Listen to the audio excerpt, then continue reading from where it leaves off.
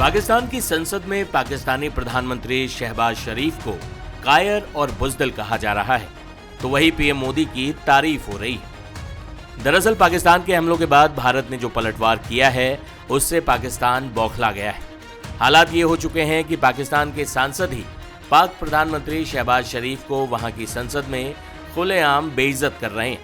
पाकिस्तान के संसद सत्र में पीटीआई सांसद शाहिद खट्टर ने पाकिस्तान की लीडरशिप को जमकर लताड़ लगाई।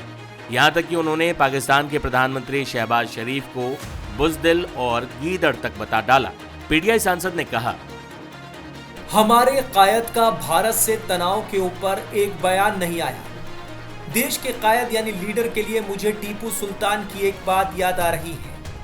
अगर एक लश्कर का सरदार शेर हो और उसके फौजी गीदड़ हो तो वो भी जंग शेरों की तरह लड़ते हैं और जीत जाते हैं, लेकिन अगर लश्कर के फौजी शेर हो और लीडर गीदड़ हो तो शेर भी जंग हार जाते हैं। देश के लोग अपने लीडर से उम्मीद रखते हैं, लेकिन जब आपका लीडर बुज़दिल हो और वो पाकिस्तान का नाम भी ना ले सके तो वो क्या पैगाम देगा बॉर्डर पर लड़ने वाले जवान को।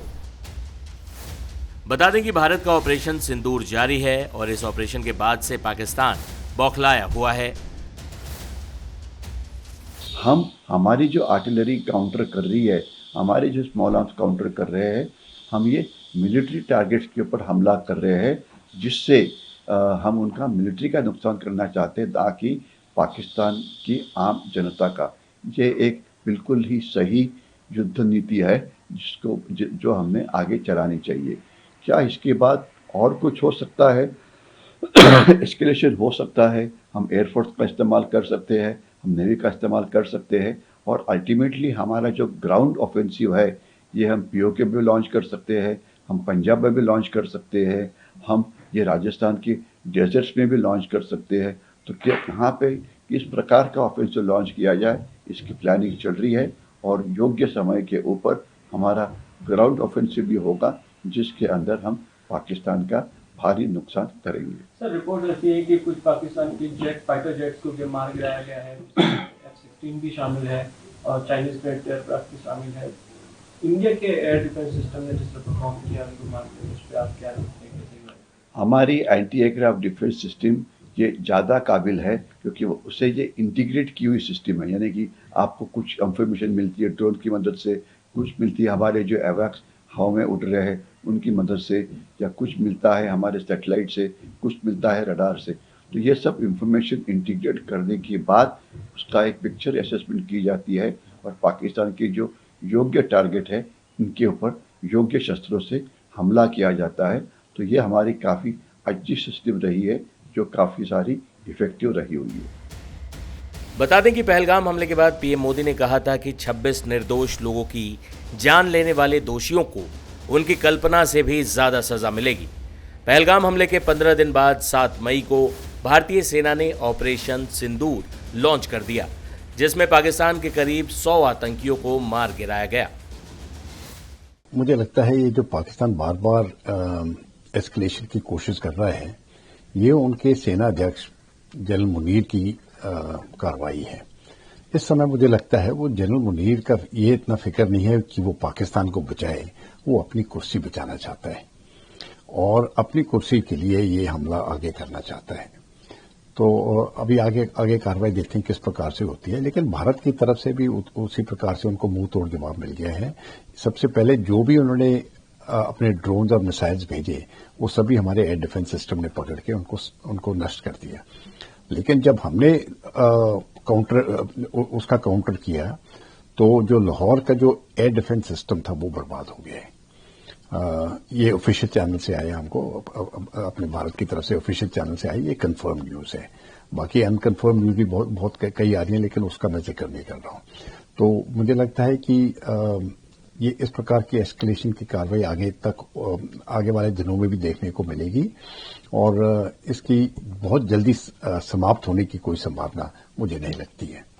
सर, जिस तरह से भारत ने जवाबी कार्रवाई की, देखिए ये जब हम एयर डिफेंस सिस्टम की बात करते हैं ये अलग अलग स्टेजेस पर होता है। एक स्मॉल रेंज होता है, एक मीडियम रेंज होता है और उसके बाद the ultimate is the S-400। S-400 में क्या होता है कि 600 किलोमीटर पर वो टारगेट डिटेक्ट कर लेती है और 400 किलोमीटर जब वो टारगेट नजदीक आती है वहां से एंगेजमेंट शुरू हो जाती है। एक बार टारगेट लॉक हो जाती है तो फिर एंगेजमेंट हो जाती है और मल्टीपल टारगेट से एंगेज हो सकते हैं। लेकिन इसका मतलब नहीं है कि जो भी हमने ड्रोन्स गिराए या मिसाइल्स गिराए वो S-400 से हैं। उससे पहले भी जो शॉर्ट रेंज वाले मिसाइल्स हैं वो भी जो फ्रंट लाइन में आते हैं वो पहले काम में आते हैं और बाद में जो अल्टीमेट है वो S-400 है। तो ये कंबाइंड सिस्टम जो किया गया है शॉर्ट रेंज मिसाइल्स और ये S-400 तक जो भी एयर डिफेंस सिस्टम है ये पूरी तरह से ये कोऑर्डिनेटेड है और मुझे लगता है ये बहुत पिछले 2 रातों में जो देखा है ये बहुत कारगर हुआ है।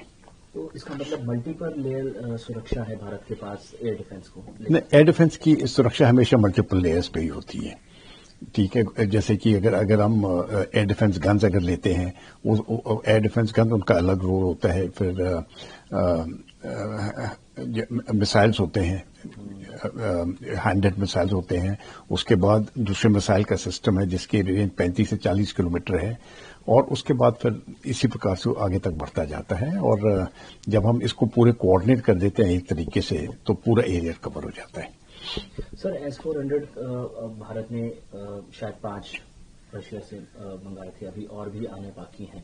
2026 से उसकी डिलीवरी होगी, कोई भी जानकारी? जब इसकी डिलीवरी वगैरह क्या होगी मुझे मालूम नहीं है कि इसका क्या कोई सिस्टम है या कोई डेट तय की है या कितना भारत लेगी। लेकिन जो भी भारत को जरूरत है ये तो मुझे मालूम है कि हमारी रक्षा मंत्रालय उसको पूरा कर देगी।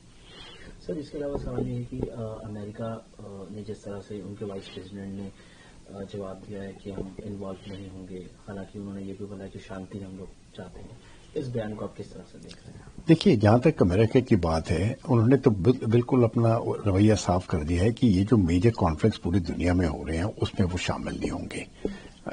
इसलिए उन्होंने यूरोपियन यूनियन को भी बता दिया है कि रशिया यूक्रेन की कॉन्फ्लिक्ट में उसको जाके बंद करें, क्योंकि बार बार रशिया अमेरिका हर एक जहां पर भी लड़ाई हो रही है वहां पर अपनी उंगली डालना चाहता है। उसी चीज को देखते हुए ये जो अभी पाकिस्तान ने जो टेंशन बढ़ाए हैं हमारी सीमा पर, खास करके पहलगांव अटैक के बाद, एक तो उन्होंने पहलगांव अटैक किया, उसमें हिस्सा था पाकिस्तान का, और उसके बाद जो भी कार्रवाई हुई है, तो जब हम इसको देखते हैं तो अमेरिका नहीं समझता है कि वो इस लड़ाई के बीच में किसी भी पक्ष में आए।